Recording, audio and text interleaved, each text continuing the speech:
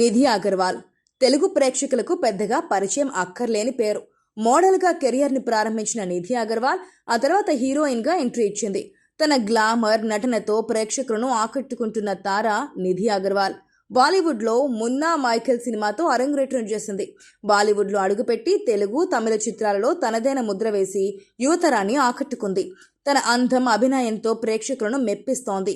సవ్యసాచితో Telugu తెరకు పరిచయమై mister Majnu, iSmart Shankar వంటి చిత్రాలతో తనకంటూ ఒక ప్రత్యేక గుర్తింపును తెచ్చుకుంది. అయితే అమ్మడు కెరియర్లో ఇప్పటివరకు సరైన హిట్ మాత్రం లేదు.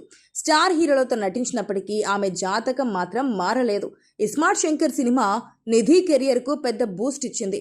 అందులో ఆమె పాత్ర, గ్లామరస్ లుక్ యువతను ఎంతగానో ఆకట్టుకున్నాయి.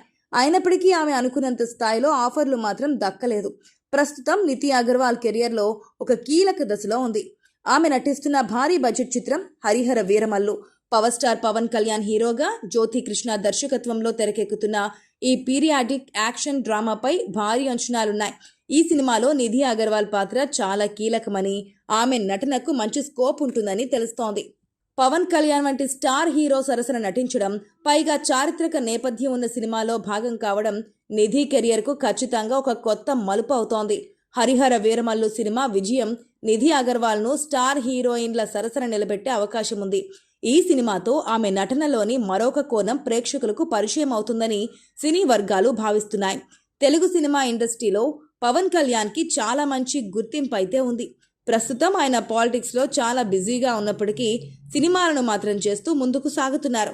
మరి ఇలాంటి సందర్భంలోనే ఆయన చేస్తున్న సినిమాల విషయంలో చాలా జాగ్రత్తలు తీసుకొని ముందుకు సాగాల్సిన అవసరం అయితే ఉంది.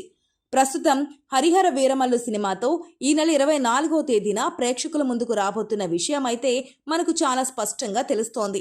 ఈ సినిమా చాలాసార్లు పోస్ట్ పోన్ అయింది. ఎట్టకేలకు ఈ నెల 24వ తేదీన ప్రేక్షకుల ముందుకు రావడానికి సిద్ధమైన సందర్భంలో ఈ సినిమా ఎలా ఉండబోతోంది, సగటు ప్రేక్షకుడిని మెప్పిస్తుందా లేదా అనే విషయాలు తెలియాల్సి ఉంది. ఇక దాంతో పాటుగా మొదటిసారి పవన్ కళ్యాణ్ పాన్ ఇండియా సినిమా చేస్తున్నాడు కాబట్టి ఈ సినిమా లాంగ్ రన్లో ఎంత కలెక్షన్స్ వసూలు చేస్తుందో అనేది కూడా తెలియాల్సి ఉంది. దాదాపు ఈ సినిమా కోసం 2,000 కోట్ల రూపాయల బడ్జెట్ కేటాయించినట్లుగా తెలుస్తోంది. మరి 1,200 కోట్ల బడ్జెట్కు మించి ఈ సినిమా కలెక్షన్స్ రాబడుతుందా లేదా అనేది ఇప్పుడు చర్చనీయాంశంగా మారింది. అయితే పవన్ కళ్యాణ్ లాంటి నటుడు బాలీవుడ్ జనులకు పెద్దగా పరిచయం అయితే లేదు.